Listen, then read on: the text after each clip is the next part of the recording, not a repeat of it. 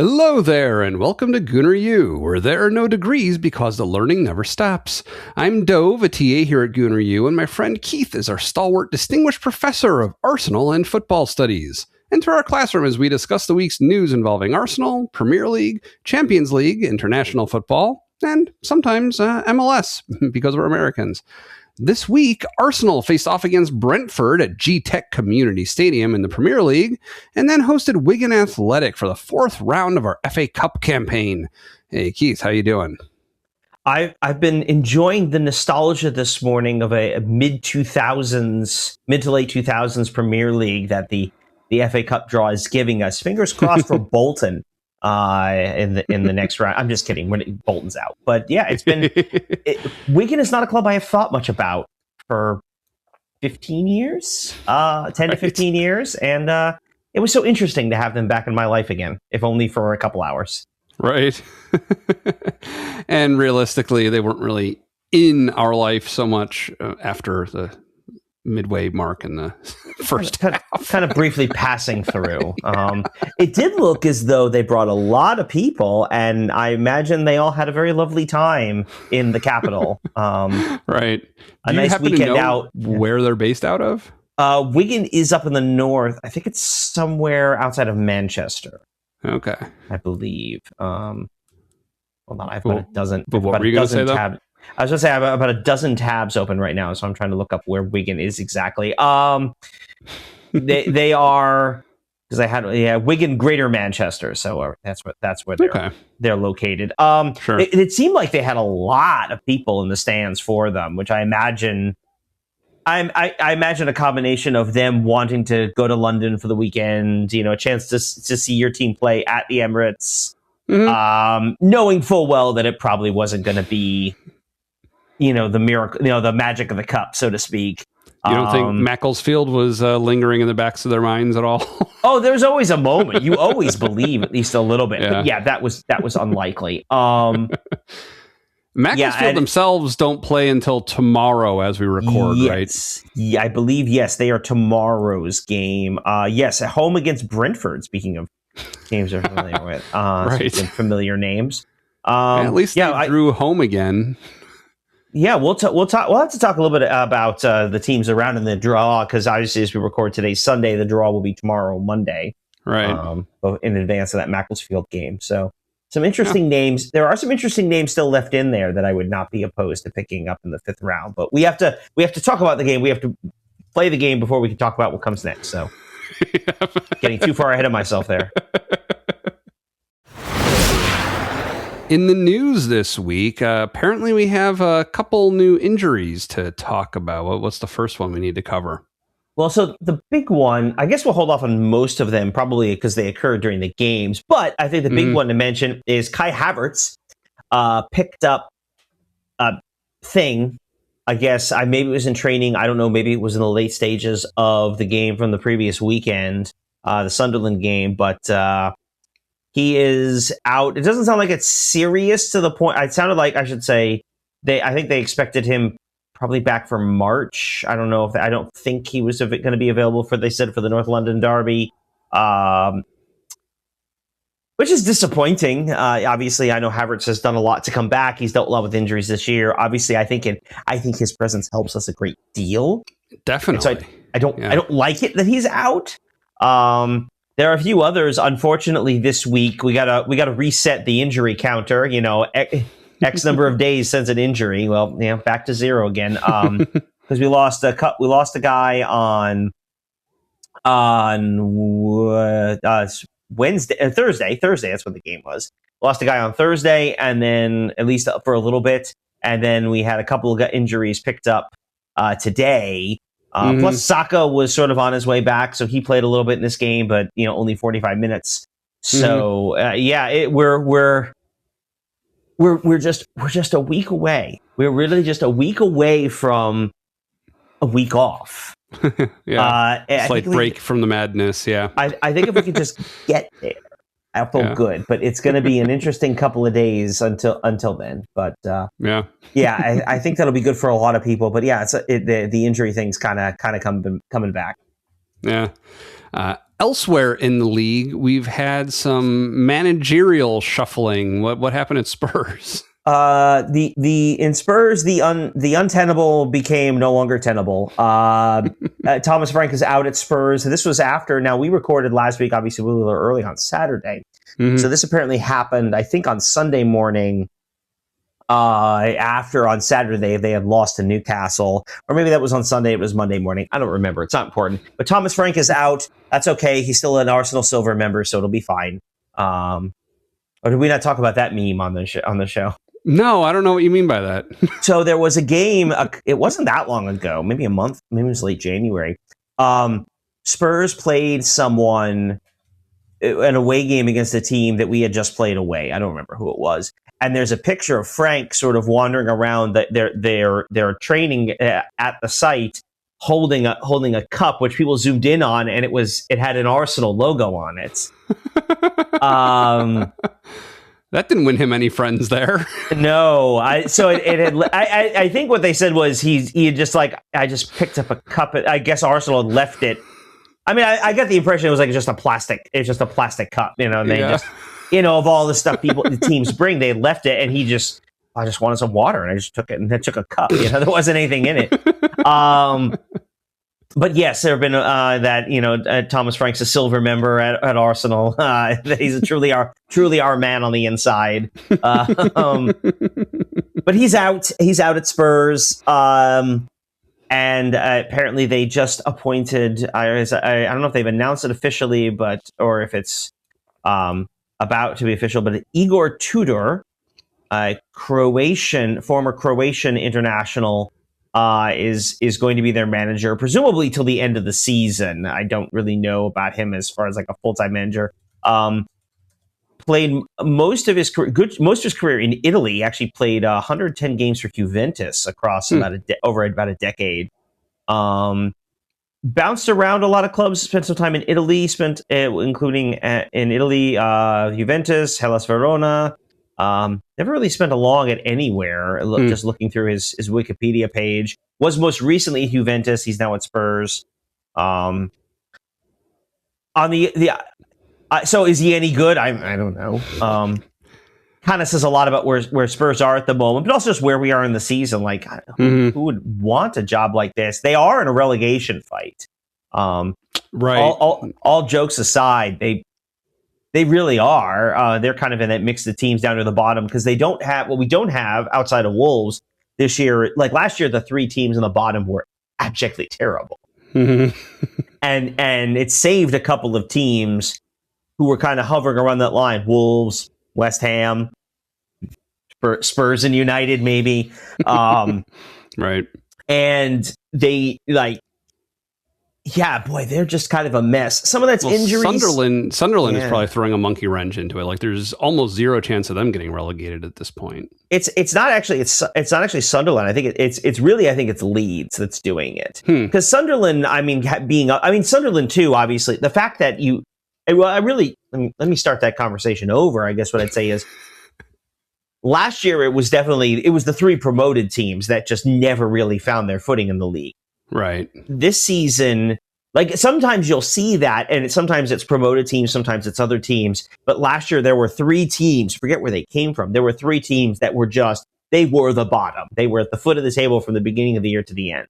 This year, outside of Wolves, there really hasn't been there hasn't been anyone else who's kind of separated themselves, so to speak. Only the other way we usually talk about that. There's nobody else kind of sunk down with them, and so as a result, a couple of teams like a West Ham, who've kind of gotten away with being bad, weren't really punished for it because there were always some teams that were just abjectly terrible below them. Those teams don't exist currently.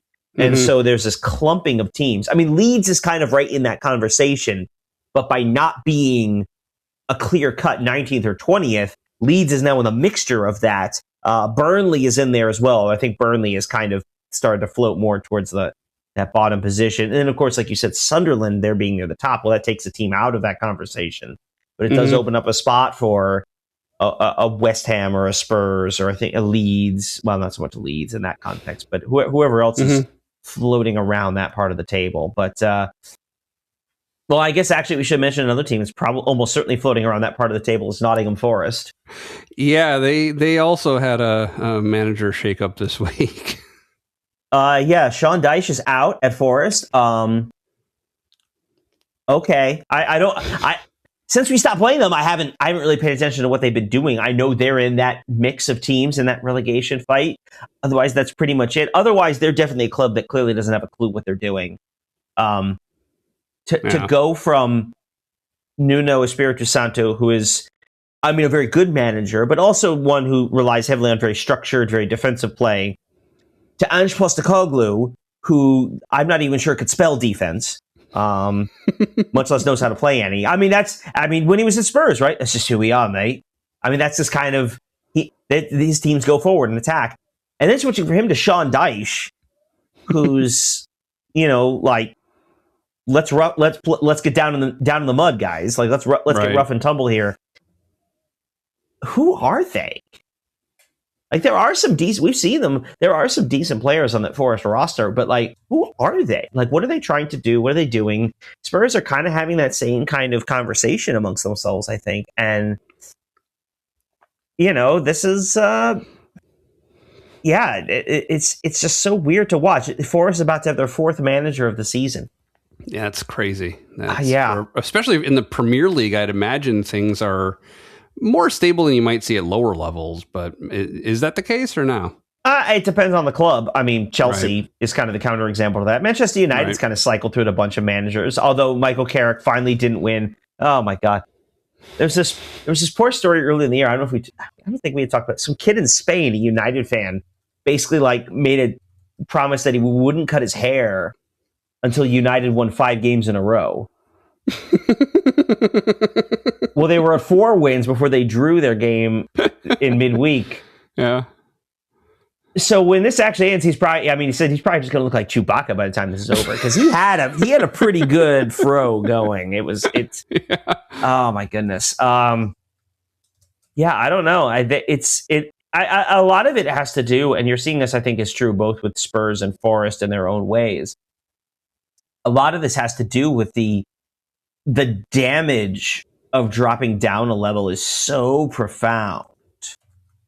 And there was a little bit, the Athletic had it somewhere this week looking at, there are 6 teams that are kind of in that zone. A couple of them like Burnley or Leeds, since they were just in the championship, it's not a catastrophic problem for them. But West Ham would have to cut their budget in half. Spurs, for Spurs, it would be a doubly embarrassing thing, not just going down, but not just the financial penalty, but just the sheer embarrassment of it for a club that has the pretensions they do of being a top team. I don't think they ultimately will. I think they'll squeeze out a few results. They'll get their way back in. Unfortunately for us, Igor Tudor's first game will be the North London Derby next weekend. So because they don't. Yeah, they're already out of the cup, so they didn't play. They didn't play this weekend, and they don't. We're the only team with a midweek game, so I'm not loving that, to be honest. But that new manager bounce can be a real thing. Yeah, but that's life. That's life yep. in the league. So and then who knows with Forest? But we're not going to play them, so I don't care. Do you think that might have factored into the timing of them sacking Frank? I think that the time off probably. Yeah. I think to a certain extent he was kind of a dead man walking. Yeah. That conversation's been floating out there for weeks at this point. Their position in the Premier League is becoming dire. When your own fans are singing "You're going to get sacked in the morning" at their own at home games, that's not. Yeah, it's not a good position to be in. And I guess I'm thinking of the player at I don't remember where he was now. He's at City now, where they held on to him until after they played Arsenal, and then they let the transfer go through. Yeah, but that's more of a player leaving on a positive way. I think in this case, I don't think they're looking at it in the standpoint of let's get a new manager bounce when we play Arsenal. Although Spurs are insecure enough that they might think that. I think it's more of a case of it finally became too much, and we also have 10 days until our next. We basically have a week and a half off until our next game. Like that's actually like that gives the new guy a chance to come in, actually have a couple practice sessions, institute some principles. Like that makes as sense. opposed to like we've seen some instances like when Postecoglou showed up with Forest, like they fired the manager on Sunday. He showed up on Wednesday and they played on Saturday. Like it was just like, what do you do with that if you're the manager? So I think there's, Right. I do think that sense of timing played into it. The fact that it's a North London derby on the other end, I mean, no, I don't think so. Okay. There was a story floating around from the Athletic about some thoughts regarding the FA Cup draw. Is that something that you subscribe to? So we should sort of lead with the with what it is. So the headline of the article says it all. Do some clubs get easier FA Cup draws than their rivals? Now, some of this is general conspiratorial fan talk, which always has a level of unreality attached to it. They're pointing out that last year in the third round of the FA Cup, Manchester City beat Salford City 8-0. And then this weekend, on Saturday, Manchester City played Salford City in the FA Cup again. Only won 2-0 this year, so Salford's getting better. But basically the idea is that pseudo conspiracy theory about who gets good draws, and as he basically said, let's run the numbers. And the whole article is basically like, no, they don't. Like it's just, especially if you have a really short time horizon with a small sample size. Sure, some things will stand out, but over the long haul of you get to 10, 15, 20 years. It all kind of balances out. I mean, what they do point out, and again, this is kind of one of those things where you say, well, duh. Teams that tend to get easier opponents in the early rounds are the ones that tend to go deeper, right? Like if you're talking about comparing clubs just like they're based on their position in the table. So for example, our rating if you were to take all four levels of the football league and basically use the standings table all the way down, so it's all the Premier League teams are down to 20, and then number 21 is the top team in the championship and all the way down. Obviously, Wigan today is going to be, well, they're 21st in League One, so you do the math on that. But The point is there's a massive gap there. And since the bigger the gap, the more likely you are, especially if you're one of the big teams, to be successful, which, duh. And there are limitations to this, too. He pulled out, the finalists with the easiest and the hardest routes to the final over the last, I think they were looking at 15 years. Apparently the easiest one was Arsenal in 2017, when a year they ultimately won the cup. And you look through and go, okay, yeah, Preston North End, Sutton United, Lincoln City in the quarterfinals. So yeah, that's pretty easy. And then they got to the semifinals and they beat Manchester City and beat Chelsea in the final. It goes, well, I mean, it kind of balances out a little bit. So again, if you're a team that makes the final, you're obviously at least a halfway decent team, and you've probably played at least one or two good teams along the way. Yes, it would be ideal if we didn't draw Liverpool in the third round of the FA Cup like we did a couple of years ago. But yeah, I mean, it is a random draw. That's what we really see. I think the only thing you could potentially do if your goal was to balance it out would kind of be to have a parallel bracket where it's like the Premier League and maybe Championship, but like the top clubs play off for their spot and then the bottom clubs play off for their spot in the final or something like that. But that's kind of contrary to the whole egalitarian idea of the FA Cup. Yeah. I think also too, there are some countries, I think France does this, where if two clubs draw from different leagues draw each other, the club from the lower division always hosts. Oh, that's not a bad idea. I think it was France that did that, or at least if it was a team outside Ligue 1, like Ligue 1, But I think if you were League 2 and 3, it's not a big deal. But if you were a League 2 and you drew a Ligue 1 team, you would host. I think it was France, but I kind of get that. But they'll also England will also tell you.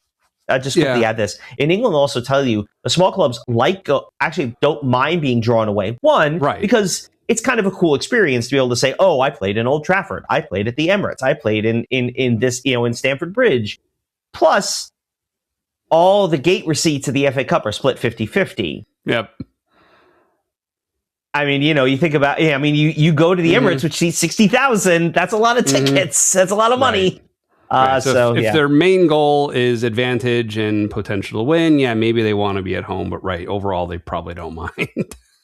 I mean, you would see that in the old days of the FA Cup replays, where, like, especially if a smaller team was drawn home, they would go all out to fight for a draw at home, while usually being outmatched for the most part. But you go out for the draw at home, then you get the second leg away. Yeah, you're probably going to get smashed, but you get the experience, you get the money, and you get to say you had the famous result where you held Arsenal or you held Aston Villa. You got the big result to hold them to a draw at your home stadium in front of your fans. So that was kind of the ideal when that team popped up, when those were the numbers that pulled out of the can for you.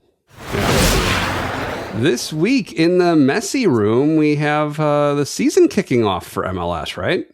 Yes, the season begins this next weekend from where we record. This is going to be it. It's going to be the final calendar year season for MLS because, of course, 27 they're going to have the half season at the beginning, and then after the summer late summer start the new I guess we'll call it the academic year schedule as opposed to the calendar year schedule. I know locally where I am, obviously, in terms of teams I'm watching, the Houston Dynamo start at home against Chicago on Saturday. And then New York City are in LA to take on the Galaxy on Sunday evening. So, should be interesting to see how this all plays out. I don't know that it's come up before, but it may have, and I don't remember if I've made this point on the show. But I do like, even though I don't really watch them, I do like the Chicago Fire as a name for that club. Just kind of taking a bad thing that happened in your history and owning it and turning it into a cool name for your soccer team. No, I really do think it works for them. Yeah.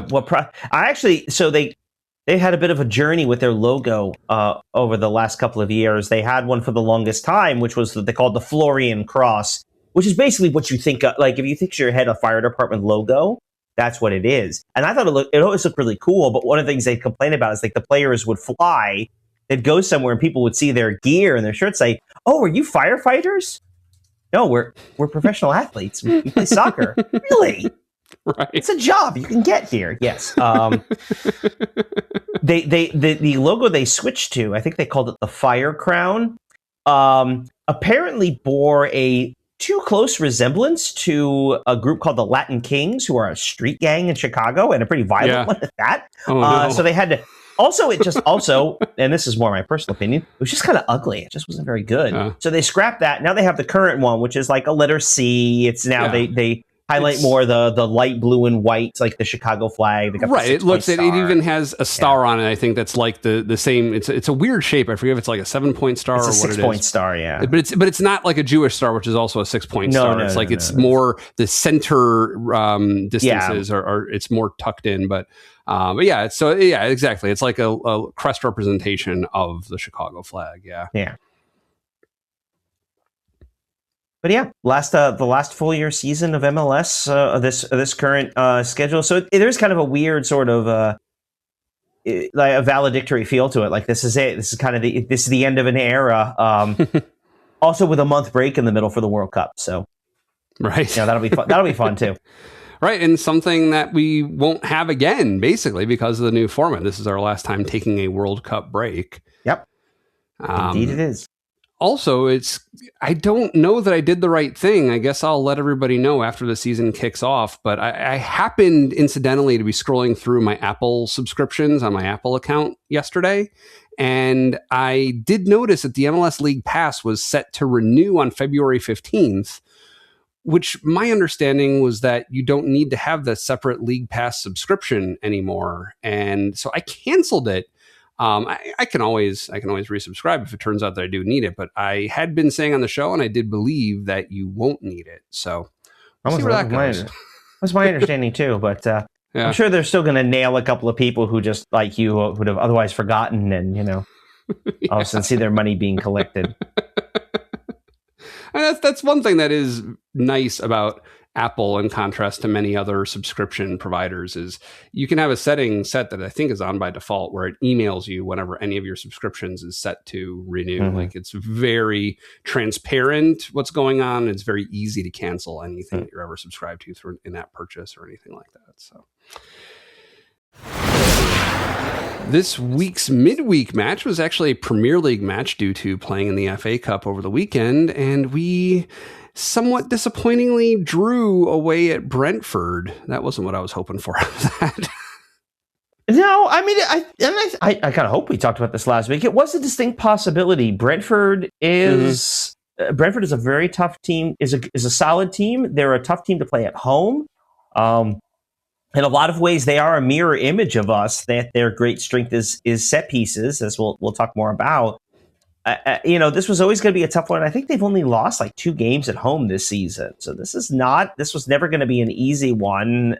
And unfortunately, and I think our play kind of deserved this, unfortunately, we just weren't able to convert some chances, and neither were they. And so we both teams leave. I wouldn't say they left unsatisfied having a 1-1 draw, but I think both teams can rightly feel like they had opportunities to win the game and didn't take them well enough. So I think both teams will feel a little disappointed in the result. But 1-1 away is not ideal, I don't think. No.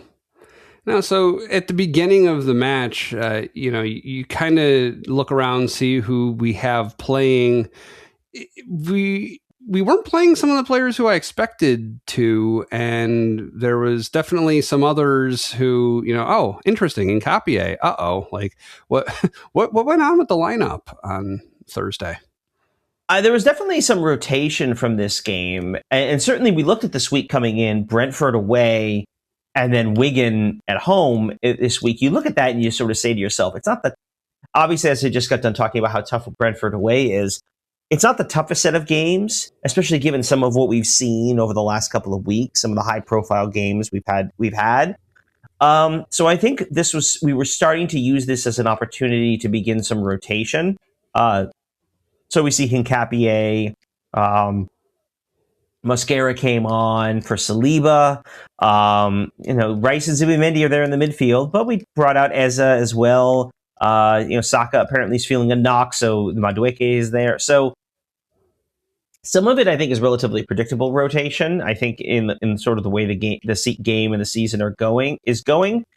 But we are starting to get to a place where the lineup is starting to feel a little bit more makeshift, right? I mean, how many of those? A couple of those names were trying to rotate guys out and get some rest, and a couple of those names were, well, we need 3 guys in the midfield, so right. I do wonder if this would have been a game, and I know they used him, for the whole game today against Wigan, but I wonder if this would have been a game in the midfield for Christian Ødegaard, right, especially given his history with Brentford. An opportunity to play against his former club. I mean, I thought he was, I'm not giving away anything to say I thought he was pretty solid today against Wigan, although that's hard to tell. I don't think Rice or Zubimendi played poorly in this game, but I do wonder if both of them, who have played a lot of minutes so far this season, I wonder if either or both of them could have used a little bit more of a breather, perhaps. I don't know. You've pointed out before, like, things are bad when you see Ødegaard playing. You said something like that in the past, and it does seem like he is kind of a player of last resort, but I don't know that I necessarily understand why that might be the case, or I don't think it's deserved necessarily, or maybe it's just in contrast to our other players or something, but he seems pretty capable. And it sounds like, I don't know if they use this term in soccer, but he's the equivalent of what you would call in baseball, like a utility player. Like, you can just kind of slot him in all over the pitch, and he's capable in different positions. Well, I don't think I would use Ødegaard in that regard. I think he is a central defensive midfielder. I think if you put him anywhere else, you're kind of not getting a lot out of him. I think a guy like Havertz sort of fits that utility, in the sense you can play him in the midfield, you can play him up top. Saka, as we saw, again, more hinting towards the Brentford game, I think Saka can play some of the different places. Lewis Skelly's another one. I think a lot of our defenders who can play across the back. I think Norgard. I think that's part of what limits Norgard is he plays one role, and when you have Declan Rice and Martin Zubimendi who play that role, you don't really need Norgard. Do you know? You know what I'm saying? But yeah, so overall, it's, I do feel like had we been able to play some of the injured players, this probably would have gone differently. I don't know if Norgard would have necessarily made a difference here, but it's tough to say. It was I think the only one who really, to me, out of this game feels like one where we can feel disappointed, I think, in the overall performance is probably Eze. Because Eze plays in that central midfield role. He's the attacking player. He's there essentially to replace Ødegaard. And then he got subbed at halftime. Mm-hmm. Yeah, he did. Do you think that was a comment on Eze's performance, or was that more like kind of what we saw against Wigan, where like Ødegaard is coming back from injury again, and maybe we only want him to play half the match, and so it just made sense to bring him on more than bringing Eze off? A halftime sub feels to me like bringing Eze off, especially given Ødegaard, who I don't remember if we mentioned him earlier in the injuries. Apparently, he has been recovering from something, and I don't know that the idea was that he would play 45 minutes, especially given during the game he takes another injury himself, and to the point where he was out this weekend. Now we didn't really need him, but I do think I am increasingly. Concern is probably a little too strong, but it does feel in a lot of ways like Eze is right now just a square peg in the round hole that is the Arsenal formation. Like he's a player who needs a lot more sort of freedom and creative space, and that's not something Arteta tends to give to his players. He's much more focused on structure, and I don't know that. And I don't know.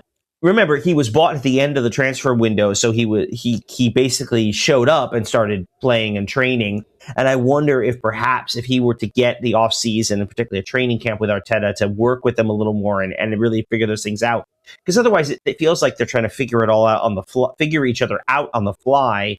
And this isn't a blanket explanation. Eze's had a few times where he's kind of switched off defensively, which we've brought up in the show. And with Arteta, that is an absolute no. I mean, the basis of this team is playing defense and our ability to hold the line and to play well defensively. And so if you're going to switch off like that, that's a good way to get yourself planted on the bench. And I feel like there are some issues there with him as well. And I hate to call it lack of effort, because I don't think that's fair. Not that he's lazy or he's not trying. But I wonder if it's just not a role he's fully comfortable with, nor is it a role that is really what he's the kind of player he is. It's got to be a marriage of the two, right? It's got to be a role that suits him, but it's also got to be one that fits in what the club is trying to do overall. And I wonder if I don't know that it's irreconcilable, but it feels like there's a disconnect there. That's just I don't know that you're going to get a good answer for that, before May. Right. Yeah. I mean, I guess the only other possibility to me is maybe just that because we aren't starting him regularly, like if he were getting consistent play, like match after match for a sustained period, maybe he gels better with the other players and kind of finds his place a little more. But when he's just brought in as needed, kind of as a backup, maybe that's also hurting things. Maybe, but I mean, we've seen Ødegaard's kind of inconsistent availability this season. I think he has gotten quite a bit of time, and that's kind of where the same way we talked a little bit about Gyökeres. And again, this is another game where he was kind of, he was kind of there, right? I think we could say that, and I think frankly we could say that about a lot of our offensive players. They feel to me like a team that is, and I don't know if it's nerves, if it's just exhaustion, if it's maybe just a talent level issue, maybe it's the rotation of players, but they're a team that's starting to feel more and more like they lack confidence in front of goal. I mean, how many times do you see guys maybe take an extra touch if they just fired it in? Now, it's hard to really say, because of course we don't see what they're seeing. Our view is of course blocked off, from the side. and you look and you see how many times we play somebody who puts 10 men in the box. Like, what are you supposed to do with that? But the real answer is, well, you figure it out, right? I mean, you have to figure that out and have to be able to score goals. And when we, it does feel like at times we do get in our own heads a little bit. And we kind of, in some ways, we do make things a little more difficult for ourselves. And that's kind of team wide, I guess. Yeah. But so ultimately, Ødegaard did come on at the half, and it took him, 15, 16 minutes to kind of generate a chance that ended up resulting in Noni Madueke goal. Yeah, I mean, Pierre Hincapié with the cross. I thought he was really good in this game. He's been a really good addition this year. I think he's one of those where someone made this comment in the pub the other week. He said, like, Hincapié is the kind of guy that maybe like 10 years ago, sort of late Wenger, or even doing the Emery phase, or even earliest days of Arteta, Hincapié is a guy we would have bought and immediately would have been the best player in our defense. And it says a lot about where the team is currently, that he's, a backup. Right. But there's some holes to his game, but I thought he was really good in this game. That was an excellent cross, and credit to Madueke. That was a really good finish. That's not an easy header to pull off, but he puts it just in the right place, and it's 1-0. Yeah, and it stayed that way for maybe 10 minutes or so. Yeah. So I saw the headline from Amy Lawrence in The Athletic. She's also on Handbrake Off, so I'm a little more familiar with her than a lot of writers. But she basically said Arsenal got Arsenaled at Brentford. I think that's probably kind of fair, right? I mean, we talked about, the things that make this difficult. In some ways, it's the thing that makes it difficult for us, as Brentford are really our mirror image. They thrive off set pieces. I mean, like, if you look at them, you may remember the name Nico Johar, our set piece coach. We hired him after his contract ran out at Manchester City. Before he was at City, he was at Brentford. Yeah, and in fact, Brentford, after Frank left them to go be Spurs manager, after Frank left them, the guy they promoted, Keith Andrews, their current manager, was their set piece coach before that.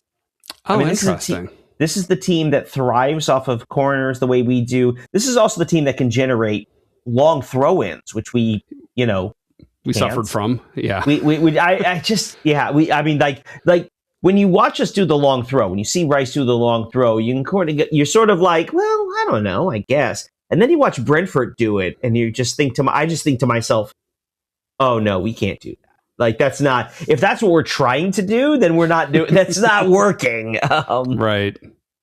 So there were problems for us. And I mean, my goodness, the pushing and the grabbing and everything in the box. And I don't say this to complain, because we do a lot of it, but like, you can, in some ways, and someone said this today, like, watching us defend a Brentford set piece, he said, this is what I imagine everyone else feels like when they're defending one of our set pieces. Like, it just, there is that lurking sense of dread. And Lewis Potter, I don't know how he gets clean. I mean, he's completely clear when that header comes in, and he's able to to push it in, and good for them. And just,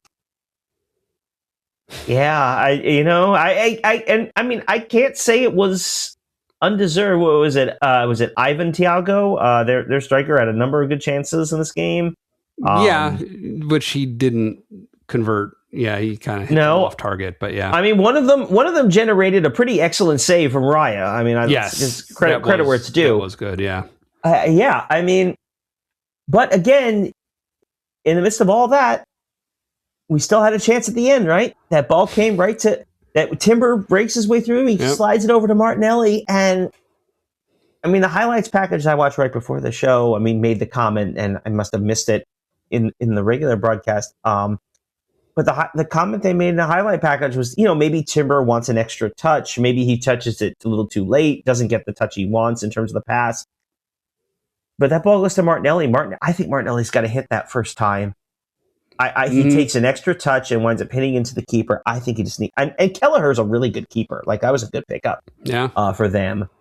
No, man, he did what you're supposed to do. He made the shadow bigger. He closed in on him, and he had no angle of attack. And yeah, he was able to shut it down. Martinelli tries that extra touch. I think he probably tries. He's got to try to hit that one first time, I think. But I don't want to dwell on that too much, because at the end of the day, I think both teams will walk out of this game not feeling disappointed. I mean, Arsenal's disappointed. I don't know if Brentford's disappointed in the result, but both of them are going to walk out of there and feel to themselves on some level, we could have won this one. We could have gotten all 3 points. Yeah, definitely.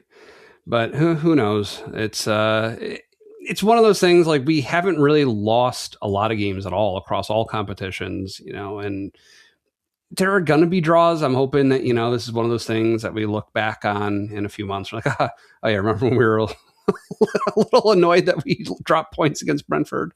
Yeah. But yeah. Some other small things to talk about for this match. We were wearing the gray change shorts, which we wore the first time we wore his blue jersey earlier in the season. So, I guess it must just be that we don't have black or like super dark shorts with our kits usually, because I don't remember noticing change shorts in past seasons. I mean, I know our home kit, the red with white sleeves, always comes with white shorts. That's kind of the thing. Yeah, I think it depends a lot on the change. In this case, yeah, it's definitely been. I mean, I'm thinking like we had the black kit that had black shorts. We've had blue ones. I feel like that's the case. Also, it could just be, like some years our third, it's ours. We wouldn't even worry about that because maybe we'd wear a yellow kit when we played Brentford, and then there wouldn't necessarily be a clash, But now our third kit is the white one, so we're not going to wear that against Brentford. So I don't know. It's kind of an interesting thing how that kind of plays out year by year. Yeah. Also, do you happen to know where I should go for all of my Ironmongery needs?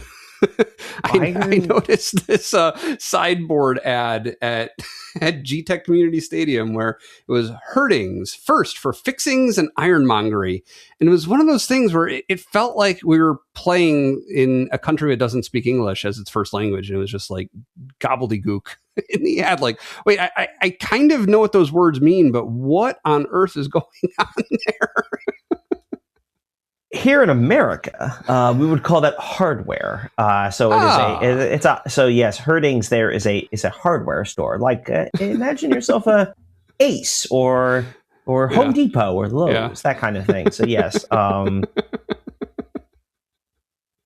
mean, ironmongering does sound pretty well. It sounds either really fun or really kind of inappropriate for a family-friendly show. Although still not as good as going to a grocery store or supermarket and meeting their cheesemonger. Which is a real job on offer at grocery in some places. So yeah. As we record this on Sunday, we played Wigan Athletic, a club I haven't heard of before this FA Cup round before. We won 4-0 in a pretty resounding first quarter of the match. Yeah, that's kind of all there is to say about this one, to be honest. As I said earlier, shout out to the mid to late 2000, or early 2000s, early 2010s, Wigan Athletic. They have some history in this competition. This is, by the way, the only major trophy Wigan has ever won. Was the 2014 FA Cup, where they beat Manchester City. I'm sorry, it's 2013. 2013, they beat Manchester City. What's odd about that is about a week or so later, they lost to Arsenal in the league, which sealed their relegation to the championship. Oh, wow. Which we should also add, by the way, makes them the only club to win the FA Cup and be relegated in the same season. And not even in the same season, like the same week. It might not have been quite that close, but it was pretty close. It was not, that was a tough one. You could just for Wigan. I mean, just that's got to be like that is about as amazing a season as you can have if you're Wigan, right? I mean, that's wow. Like that. That is, I think, the biggest. I think it's the only major trophy they've ever won as a club. No, yeah, the loss to Arsenal didn't come until mid-May, so it was about 2 months later. Oh, okay. But yes, that sealed their position in the bottom half of the table, bottom three in the table, and they have not been back since. In fact, had some financial difficulties. They spent some time. They've dropped from the Championship down to League One. They're currently sitting 21st in League One, which is a relegation position, and have already fired their manager twice this season. So, and if you look at their Wikipedia page and you look up who is their head coach, it's actually two guys. They list two names on there. Glenn Whelan and Graham Barrow. And they say interim. I don't know if they mean Barrow is the interim or they're both interims or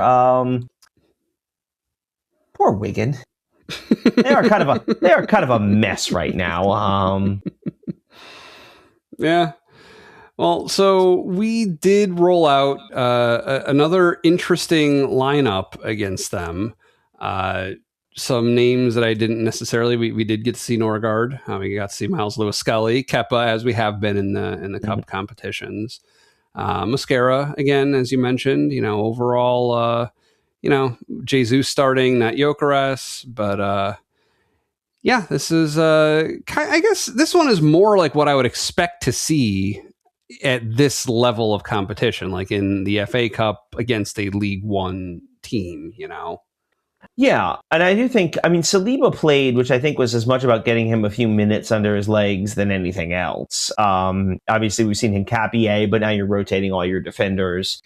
The real interesting thing to me is really the difference that came out when the lineup was announced, because when the lineup was announced, you didn't mention the name Ricardo Calafiori. He was set to start at right back or left back, and Miles Lewis-Skelly was going to play in the midfield. Which is interesting because that is his actual position. We got a lot out of him last year as a left back, but he's a midfielder by training. And this is where we were going to see him in the midfield. And we've seen him at left back this season, and we've talked about the difficulties he's come up against and kind of the wall he's been running into in that second season as a top flight professional. So I was kind of excited to see Lewis-Skelly in the midfield, and then it turns out ESPN drops out the lineup graphic, and Calafiori has been dropped. And they're sitting in the left back position, at least according to the lineup graphic, was Saka. Yeah, sort of. And this is something that, so I did watch this one live with my dad on the phone. What was also weird with their lineup graphics on ESPN FC, as they're styling it now for their soccer coverage, they put the goalkeeper at the top, which is backwards from how we think of things. So like that would put all the left side players on the right side of the screen, which is kind of weird. Was that factoring in too, or no? No, I think what it really was is all we got. So we should also add, by the way, what actually happened. Well, we don't really know what happened. Calafiori was hurt during warmups. He I don't know, felt something, saw something, and something happened to him. But anyway, he was a late scratch. And Saka was brought in. Now, I think in defense of ESPN, what I think they were doing here is, Calafiori is out and Saka's in. And then they didn't really have time to make a lot of adjustments to the graphic, and so they just plugged him in the same place. Right. Now, having said that, in practice, what we saw was Lewis-Skelly not playing midfield, but going back to left back. And we saw Saka kind of in the middle, almost operating as kind of a central mid, almost in the Ødegaard role is how I sort of felt he was trying to play. And that was interesting to me because now we look at our midfield as Eze, Saka, and Norgard. And one of the things I've suggested, I've heard a lot, it's not original to me, a lot of people sort of throwing the suggestion out there. What about playing Eze and Ødegaard together? And then having Zubimendi or Rice as your defensive midfield, as your fulcrum kind of there in the middle. Now, the real response to that is, well, why would we want to take one of them off? They're two of our most important players. That's fair. But I wonder if some games that might be better. And so we almost got kind of, as I've been thinking about this, as we were talking through it, I wonder if we almost got a mild preview of what that might look like. Saka in the Ødegaard role with Eze, Norgard playing the deep-lying defensive midfielder role. And with that forward line, Martinelli, Jesus, and Madueke up top. I don't want to overread too much into like how well it worked because Wigan was so clearly overmatched in this game. Like it's really hard to draw real substantive lessons from this game because like they weren't very good. We talked about the position they're in this season. Like they're not having a very good season. They've already fired their manager twice. Mm-hmm. They're not in good shape. And I mean, their Arsenal is just too good. Like it's just they're like what 70 places behind us in the table in the English table. Yeah, I mean, this is what that would look like, and this is a game that was arguably over by within the first half hour. Well, right. The scoring kicked off with a good run of form from Eze. So he made an amazing upfield pass, probably cleared at least 30, 40 yards to get it up to Madueke to finish that one. Nice finishing from him on that, reminiscent of the Brentford match opening scoring for Madueke. And then Eze did it again, not very long after, in under 10 minutes, where he got up to Martinelli for the second one. So, it was a strong performance, as strong a performance as we've seen almost from Eze there, with assists instead of actual goals. Like he had a brace earlier in the season, right? No, he had the hat trick against Spurs. Right. Okay. Yeah. So we've seen slightly better from him, but this is good, Yeah, and one of the suggestions, again, I don't want to read too much into this particular game, but I've seen a suggestion as well that maybe he's a player, in order to be the best version of himself, maybe he needs to be receiving the ball in actually deeper positions, which give him an opportunity to kind of get his legs going and running with the ball, which is where he's potentially more dangerous. And you saw in both those cases, he's actually fairly deep when he receives it and finds these passes going forward. Obviously, Madueke, it helps as well, by the way, when, Wigan, plays an offside trap all except for one guy who's like several yards behind, he's a couple yards behind the rest of them. Right.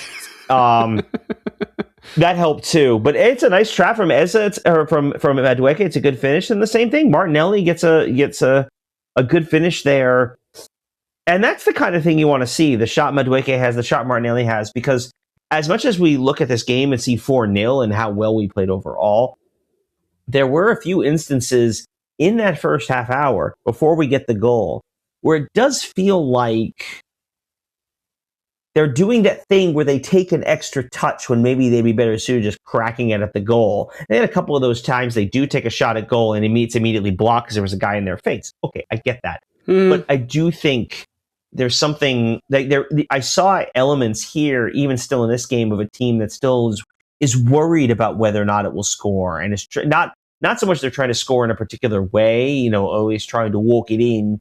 But I do think they are. I do wonder if they're in position where they're overthinking it a little bit, and I saw a little bit of that today too, which I didn't love. Yeah, the one time I can think of with that was Jesus. He was coming in from the right side of the box, and it was clear if he'd kicked it with his left foot, I'm sure he could have probably gotten it in. But he took like an extra touch to try and evade the defender who he'd already shaken, and squandered the opportunity. Yeah. Exactly. That's what I'm thinking of. Now we say that, but again, Jesus, does get the nice finish for the fourth goal. And then really the third goal, we should also mention, honestly, our signing of the season, got him on a free. Owen Goal, I think is how you pronounce it. Yeah. It's it's not necessarily something that I love, but a goal's a goal. Who's to say that one wouldn't have found its way to an Arsenal player's foot had he intervened differently or not intervened at all? But yeah, I mean, I have to say this is one that really, to me, fits in the more classic definition of an own goal. Like some of the ones we've seen this year have been I'm thinking of the one against Wolves where if the guy heads it into his own net, but if he doesn't, Jesus is there. Like that earlier in that game, same one, the keeper punches it into his own net, but that ball is probably going in anyway. This is one that ball that it's the defender heads it back in, and the poor keeper, who I hate to laugh at a man's name, but his name was Tickle. Yeah, I thought didn't have a terrible game, but I mean, just you can almost see. You love the replay because you can see his face and slowly going. like try, you can see the moment when he panics and realizes how much trouble he's in. Super slow motion is fantastic sometimes. He got a hand to it. Like, it was a pretty good reaction. It was just from such close range. There's nothing he could have done. But right, he did have a save on Eze. Was it Eze or was it Gyökeres late? Yeah, it did have one or two good saves as well. But yeah, I mean, again, just it's a bit of a shooting gallery there. It was 4 goals in less than 20 minutes. Yeah, it was nuts. I mean, it was to the point where, as I said, I had my dad on the phone. We were talking while we were watching, and I was almost, I can't say it went all the way there, but I was almost annoyed because we were just like talking like, there's another goal. They keep on interrupting my conversation with these goals. Like, I couldn't get a word in edgewise with these guys. Well, you got plenty in after that, because I think at that point, and they showed the weather. Yeah. I mean, my God, it was pouring. It was bad. Yeah. And yeah, I think at that point, I think everyone was kind of like, all right, our work here is done. Yeah.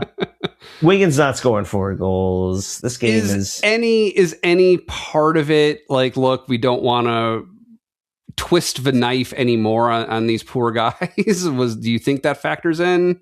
At that level, I don't really think so.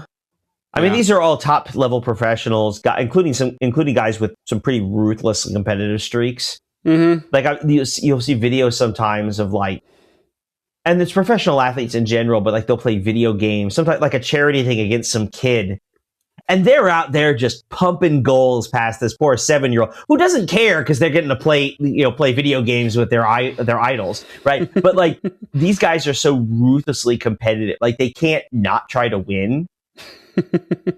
But at the same time, there is a bit of this, and the field, I think. I mean, you saw guys fell over a couple times on both teams. Guys were slipping around. The weather was terrible. It's 4-0. There's definitely, it definitely felt like after that goal, like, I mean, we're trying, but are we really? So much so that, I mean, we should mention, I think the other interesting thing about this game is the youth players. Marley Salmon came on for Saliba, which, okay, that wasn't terribly surprising. Only surprising in how early it was. He was there on for the last half hour, so that's fun for him. Yeah. Apparently, I think they said somewhere it's actually his home debut. He hasn't, all of his previous appearances have actually been away from the Emirates, so that's nice. That's a nice goal for him.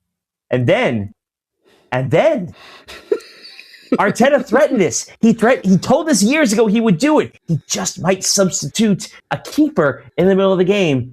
And by golly, he did it today. Tommy Setford off the bench in the 87th minute. What a moment for everyone involved. Yeah, and it was funny because at first I was wondering, I was like, oh yeah, I remember when he played last season when we had the like 18-year-old kid or whatever, but that was someone different. That isn't Tommy Setford. That was someone else. I think I remember that it was the guy I'm picturing was blonde. Could have been. I don't think it was the same guy. I think we don't have that keeper on our roster anymore. I mean, he was young. It could have been a bleach blonde. You know, could have been a conscious decision. But anyway, we got to see Tommy Setford. There wasn't a lot for him to do, but Kepa got to take a few minutes off at the end. Yeah, I have to say, at the moment, I almost wonder.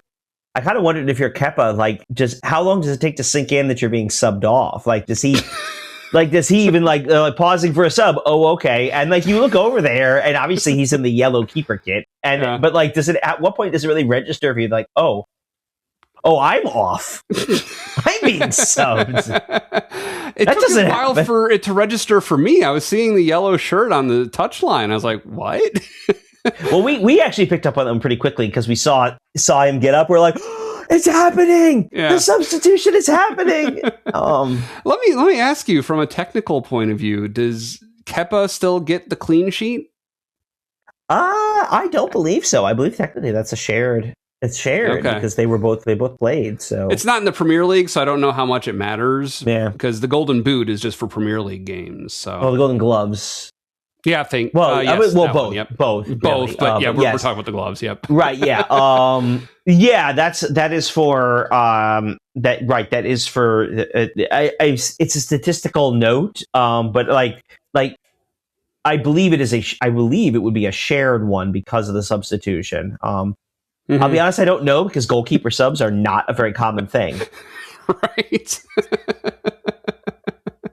The only times I've ever seen them before have been for injuries and for cards. I've seen them when especially red cards. I've seen I could think. I mean, Jens Lehmann in the Champions League final is the first one that comes to mind. Right. But I think it was Pedro Galese of Orlando City got one in that bonkers playoff shootout with New York City a few years during the COVID season. That was a second yellow. But anyway, it's... Yeah, it was actually one other thing that's kind of a funny mirror image between this week's two matches. Against Brentford, we had, I think, like 4 yellow cards in the first half, and then a couple more sprinkled in the second half. We didn't get any yellow cards in this match until into the final third of the match. Then we got like 4 that were kind of sprinkled in there, and that was kind of funny, the mirror image-ness of it. Yeah, again, this is it's got to be a tough game to officiate when you reach that point where, like, again, the game is effectively over. And I mean, at the lower levels, the game's a lot more physical, a lot more rugged, so it wouldn't be a surprise if things got a little physical. And there were a couple of moments in there where I think they let a few things go. There was probably a point where they were really just letting things go, in the sense of, like, look, just as long as you're not trying to hurt each other, let's just get out of here. Which I think everyone was in favor of at that point. For this week, in which we played Brentford in the Premier League and then Wigan Athletic in the FA Cup, who's your player of the week? This is a tougher one in some ways because of all the rotation. Obviously, we saw it. I think sort of the way and sort of how we're trying to judge the performance. But I was actually really impressed this week with Christian Mosquera.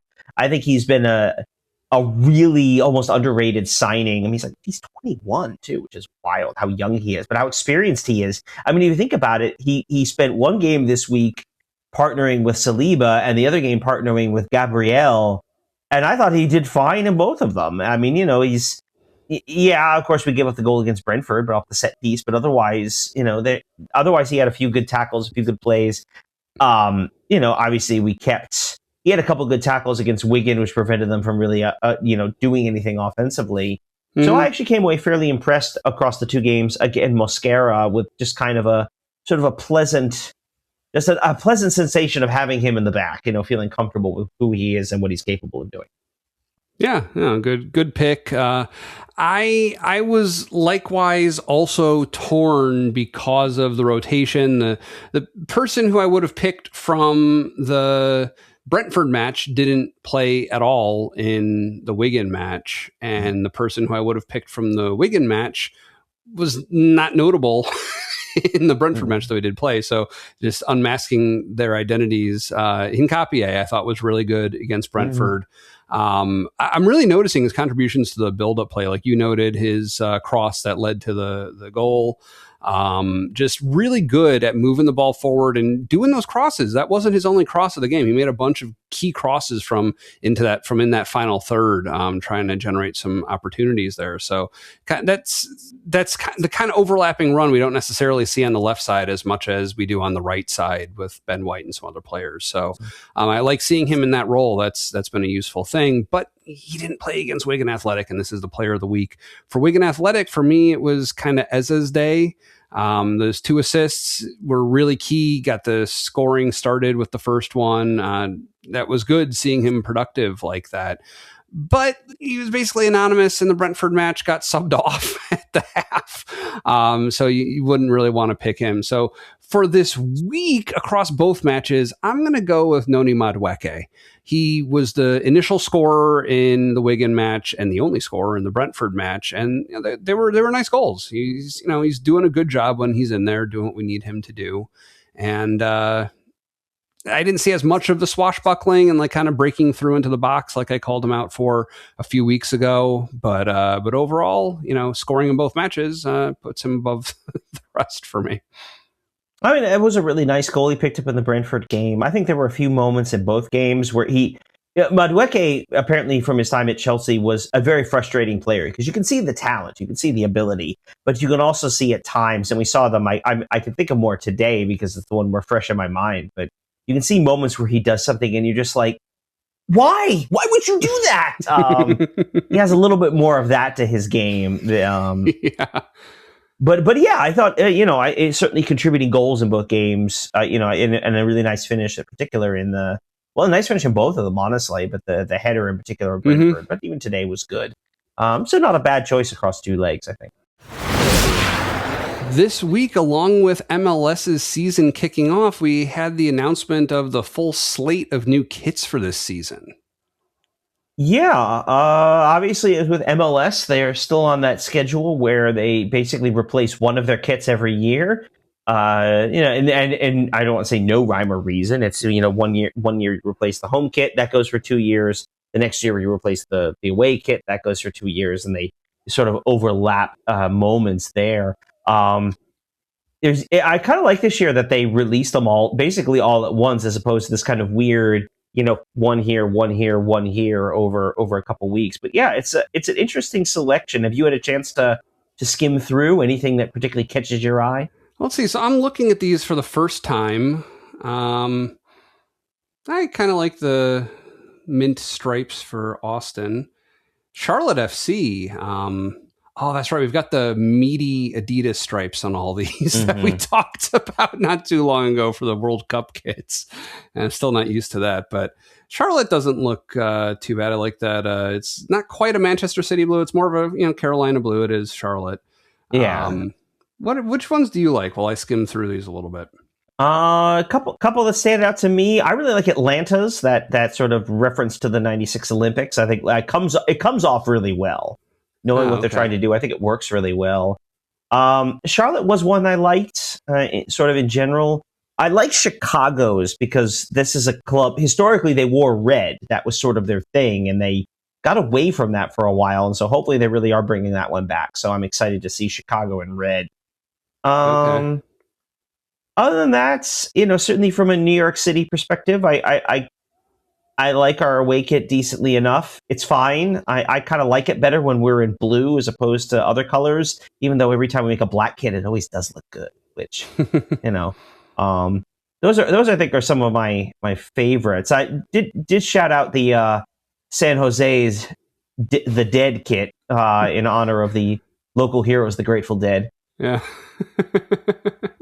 Nice tie-dye. Yeah, I see that. Interesting. They actually did call it that. I wonder if that's in honor of Bobby Weir, singer for the Grateful Dead, for basically their whole run. He passed away this past year. I wonder if that factored in. I suspect not, given the substantial lead time involved in designing these kits. But it does make it is a nice. Obviously, Weir's death is kind of it makes an interesting coda to it, but it makes it a little more sad as a tribute rather than a tribute to perhaps to him in particular. Apparently, he was a big sports fan, as I understand. Oh, okay. So yeah, for me, I don't know that any of these stand out in a good way yet. The ones that I've noticed as not so great. Sorry to say, Houston Dynamo, that looks like a bit of a mess. It looks like it went through the wash and kind of got some colors bled onto it from other shirts. Oh no, you can say it. Apparently it's like a satellite image of Houston. I can see that overlaid with like road lines, yeah. Except I've lived here for 10 years. I don't recognize that, what they're doing. You're right. No, I'm not a fan. That's all I'm going to say. I'm not a fan of that one. Yeah, I mean, I've paid the most attention to Miami's jerseys over the last few years, and I think this version of their black kit, which they've had as their away kit for as long as I've been following them at all, it's nice. They have the black Adidas stripes on the shoulder, so I'm not super crazy about that. They don't stand out. It's just basically a blacked out kit with the pink logos on it. But as I understand it, David Beckham's kit preferences are pretty plain, and so Miami's shirts are they'll wear black, and then we'll pink, and occasionally they'll wear white. But that's pretty much it. Like, they don't really do designs or anything, which, I can respect it, but it is kind of interesting when everyone else in the league kind of goes a little crazier. I think the most tasteless one, which seems to be on brand for them, would be New York Red Bulls, probably. I sort of get what they're going for. I don't know. Yeah, it looks like a training kit. That's the problem. Yeah. Theirs and Philadelphia's look like a shirt you'd see them wear pregame, not so much like on the field. But right. Yeah, interesting. We'll have more to say about those in some shorts. I'd say the oddest one, I think, is St. Louis's Tina Turner kit. I haven't been looking at the names of these yet.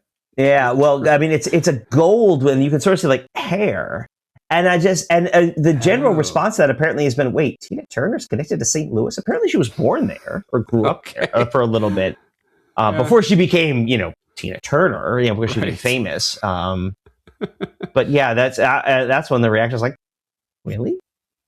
Yeah. With Atlanta, you mentioned that it's like Spirit of 96. Is that just like what their soccer jersey looked like for those Olympics? No, that's a reference. Well, remember they didn't have one back then. Because they were right. No, that's the green and gold colors there were what were generally sort of used around the games. I think the ribbons for the medals. So that was sort of the Atlanta games color scheme, which I think they had been teasing that since like during last season, and I think so sort of knew that was coming. I actually think the whole thing, viewing the one stripe there, I think it looks really good. I think it comes off really well. Yeah, it's not bad. What is coming up for next week? Well, first on Wednesday, we're the only Premier League game in action because we have to push our game from March. Has been pushed up to this week. We'll play away to Wolves. Just to reiterate some things we mentioned earlier this season, Wolves are bad. They have one win through 26 matches. They are on 9 points, which puts them 9 behind Burnley for 19th. They're going down, and but again, this is a game I'm not going to say we should have lost, but we very nearly dropped points to a team that we really shouldn't have. So it's never a thrill to go up to the Molineux, but this is a game we should. I love an early goal or two to settle the nerves and just sort of kind of roll our way through, because on the weekend on Sunday it's North London derby time. Oh yeah. We head to Tottenham Hotspur Stadium. We go to that part of North London. Fun fact, apparently, if we win both games this week, I believe that makes Sunday St. Totteringham's Day. Oh, wow. February St. Totteringham's Day. Would that be unprecedented? I believe that is a record, or would be a record. Now, of course, we have to win both. I believe we have to win both games to make that happen. But again, we talked about the kind of season Tottenham's having. And us. Well, yes, obviously ours are part of that too. I mean, we are currently 28 points ahead of them. Wow. We have 57. They have 29. Yeah. It's a lot. That's a lot. Yeah, really. Oh my goodness. But yeah, the debut. It's the coaching debut, or at least the Spurs debut, I should say, for Igor Tudor. But yeah, it'll be interesting to see. I have no idea what to expect about Spurs, other than general Spursiness. I didn't get to ask you before. Are you sure it's not pronounced Igor? What hump? Oh, Spurs. Oh, Spurs. Yeah, let's put the nail in their coffin on the season. I've seen some fans describing it as the quintuple. If you win all 4 trophies and Spurs gets relegated. But yeah. Well, let me ask you, to what degree, like they talk about, especially like in the Batman movies, but like in superhero movies and comics in general, like you don't want to kill your main bad guy, because then what's the point, right? Like if Batman actually kills the Joker, or if the Joker kills the Batman, like what is there left to do, right? But like, do we want Spurs to get relegated? I mean, even if they were to spend a season in the championship, like they do have talent on the roster. They are still I expect they'd be back up right away. So the sheer embarrassment of it would be quite hilarious. I mean, right? They're not. It's not like they're going to administration and disappearing as a club. They just would be out of the league for a year. Right. I should also remind you, by the way, they finished in the top 8 in the Champions League. They have a bye into the round of 16. So, yeah, I mean, the most hilarious result. Well, it wouldn't be hilarious for all the context, but in some ways, the most hilarious result would be them being relegated, but also winning the Champions League and therefore earning a berth in next seas's Champions League as the title holders. While sitting in the championship, which shouldn't ever happen. While playing in the championship. Neither of which is going to happen, I think. I know it's fun to think of them. I cannot. That's why I have a hard time fathoming, especially given some of the utter disasters. Burnley, I think, has sort of drifted into that position. And so really it's like 5 teams for one spot. I mean, Forest on 3 managers. West Ham also seems to have no idea what they're doing. Leeds isn't that great. Even Brighton's only on 31 points. Even Brighton's only 7 points clear with 12 games left. So there still is a race at the bottom. There is still very much a race at the bottom, yes. Yeah. All right, well, thanks for joining us at Gooner U. If you're watching us on YouTube, you can also listen to the podcast version of our show on Apple, Spotify, and some other places. If you're only listening, try watching us on YouTube with the link in the show notes. Your homework for today is to tell a friend about us. Ideally, they'd be someone who likes Arsenal, or at least football in general, but we're not picky. We record the show using Zencastr. If you'd like to try it out, you can support Gooner U by signing up using the link in the description, which also has links to everything we talked about and our socials. Again, my name is Dove, and you can find me on Twitter at Dove Frankel. With me, as always, is Keith, and you can find him in a pub watching Arsenal matches. North London is red.